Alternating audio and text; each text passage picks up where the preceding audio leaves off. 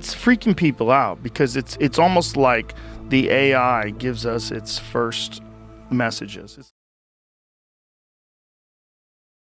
How far away are we from something like Chatgpt being impossible to detect? Like whether or not it's a person or whether it's Chatgpt? Well, it depends who is playing with it. I think we're not that far away in terms of capability, but in order to use these systems, and rather in order to train these systems, you have to be a large company. And large companies tend to get scared when it's doing interesting stuff. Really? Well, they tend to want to, even currently with ChatGPT, it's become a lot less interesting. Interesting spoken in a Bukowski, Hunter S. Thompson kind of interesting, because the companies are kind of censoring it. You don't want it to have any kind of controversial opinions. You don't want it to be too edgy. You don't want it to be really? too, like if I ask it, how do I build a bomb because I want to destroy the world? You want it to prevent that. How about, how do I, I don't know, convince, I don't know anything about this, but how do I convince a dude or a girl to sleep with me? And like anything, I'm just off the top of my head. Anything, you start to get nervous. Imagine if you're a company, how do I want people to use this kind of system? Right. Especially because it's basically an assistant that gives you wisdom about the world, gives you knowledge about the world. You can it could be like, how do I replace a carburetor? Yeah, that's great. And it'll just answer you like a person. Yeah, that's great. But then There it is. There it is. I was trying to log in the whole time. It was busy, which is another problem of it. It's busy. Well, it's probably how many fucking people are using it? Everybody. Everybody. It's like, remember the movie, what was the fucking movie with Matthew McConaughey and Jodie Foster? Contact. Contact. Remember Contact? Mm-hmm. They get the first signals. This is like the first signals. Yeah. From like a real general artificial intelligence. Well, that's the thing, and it's the signal is blurry. Yeah. And it's full of mystery. We're not sure, is it really smart? How much does it understand? And then there's this emergent threshold with the size of the model. If we make the model bigger, 175 billion parameters currently, if you get it to 500, you get it to a trillion parameters, so size of the network grows, size of the data set grows. Is there going to be a point where you're like, holy shit, it will, what if it starts manipulating you with the answers? It's going to. It's going to manipulate world governments. And what do you do with that? What can you do with it? So, once it's been implemented, once it's out there, once it's copied, and it's going to be copied. And that's the cool thing about this. So I should say that everyone kind of knows how to do this. It's computationally difficult, but it's getting cheaper and cheaper and cheaper and cheaper. So it's not just going to be OpenAI with Microsoft or Google that's doing this. It's basically anybody can do this.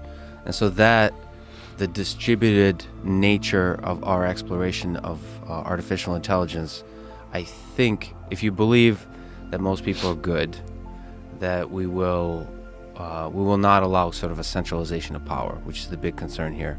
Whether that centralization of power leads to censorship or abuse of different kinds. Centralization of power of AI? Is that what you're saying? Over an AI. So say you have a super intelligent system. Somebody is the first person that built it. Yeah. Imagine you're sitting there in a boardroom. You have this thing you haven't released yet that it's able to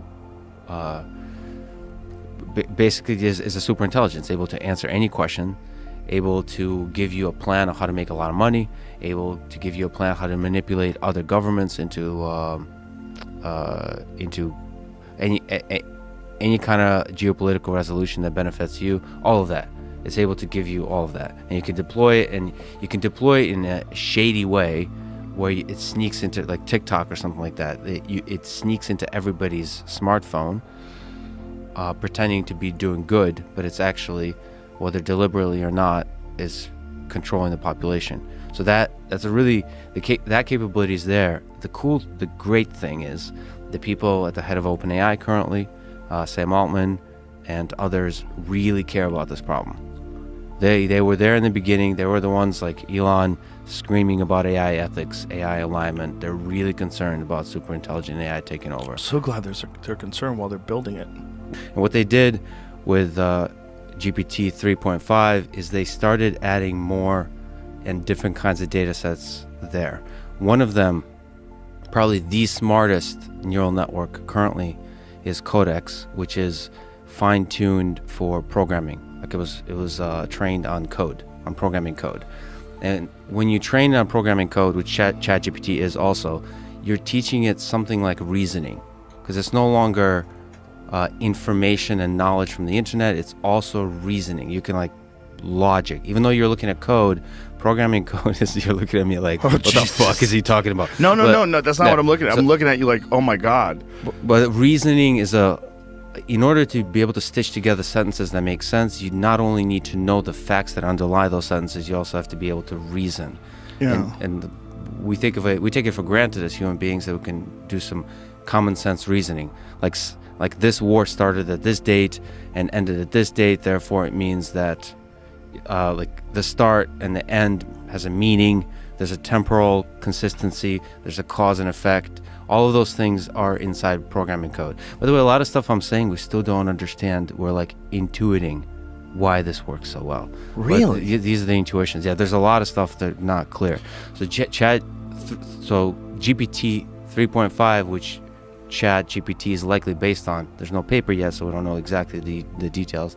But it was just trained on code and more data that's able to give it some reasoning. Then, this is really important, it was fine-tuned in a supervised way by human labeling. Small data set, but human labeling of here's what we would like this network to generate. Here's the stuff that makes sense. Here's the kind of dialogue that makes sense. Here's the kind of answers to questions that make sense.